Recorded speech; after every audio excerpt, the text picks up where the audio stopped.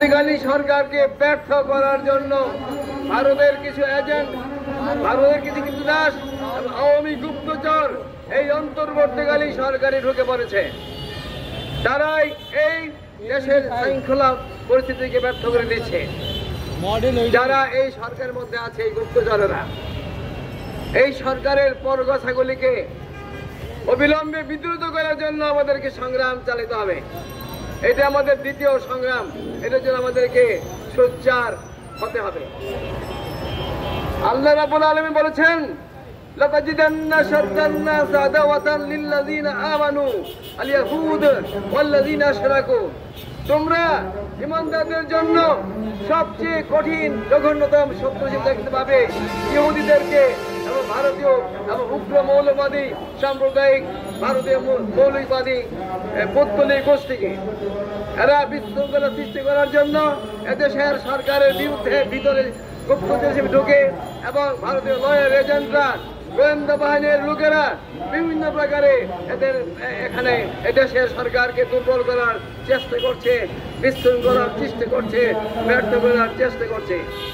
এবং তাই রাজনৈতিক বা অর্থনৈতিকভাবে এই ইহুদি এবং এই ভারতীয় পরাশক্তিকে, ভারতীয় উগ্রবাদী চক্রকে দুর্বল করার জন্য আমাদেরকে ইহুদিদের পণ্য, ইহুদিদের দূষর, ভারতীয়দের পণ্য এবং ইহুদিদের দালাল কাদিয়ানদের পণ্য বর্জন অবশ্যই করতে হবে। এইভাবে আমরা একটা অর্থনৈতিক সংগ্রাম আমরা চালিয়ে যেতে পারবো। এদেশের সারা দেশকে, আমাদের এই দেশকে একটি শক্তিশালী প্রতিরক্ষা বাহিনী গড়ে তোলার জন্য করতে হবে এবং বাধ্যতামূলক সামরিক প্রশিক্ষণের ব্যবস্থা করতে হবে। দুঃখজনক কথা হলো যে প্রায় 6 শতাধিক আওয়ামী লীগের অপরাধী, সে খুনি হাসিনা এদেশের মুক্তিযুদ্ধের সময় ভারতের আতিথ্য, ভারতের মেহমানদারি এবং ভারতের ভাতা গ্রহণকারী খুনি রাজাকার খুনি হাসিনা পলায়নের পর এই ক্যান্টনমেন্টে আওয়ামী লীগের প্রায় 6 শতাধিক অপরাধীকে আশ্রয় দেওয়া হয়েছিল। তাদেরকে কৌশলে পলায়নের ব্যবস্থা করে সুযোগ করে দেওয়া হয়েছে। এটার প্রতিকার কি? আমি এর প্রতিকার চাই। ভারত এদেশের আভ্যন্তরীণ বিষয়ে অযাচিতভাবে অনুমোদন হস্তক্ষেপ করে যাচ্ছে। ভারতের সেনাপ্রধানের অত্যন্ত দুঃসাহস, সে বাংলাদেশের নির্বাচন নিয়ে কথা বলে। আমাদের এই আমাদেরকে নতুন হলে চলবে না। ভারতের কথার প্রতিবাদ করতে হবে এবং বিএনপি সহ ভারতের বাংলাদেশের সকল রাজনৈতিক দলকে ভারত প্রভাবিত করার চেষ্টা করছে। তাই সেনাবাহিনী ও ভারত এদেশের রাষ্ট্র পরিচালনায় ব্যবস্থাপনা দেওয়ার কোনো অধিকার রাখে না।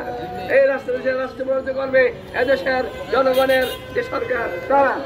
আমি দ্রুততম সময়ের ভিতরে বাংলাদেশের বর্তমান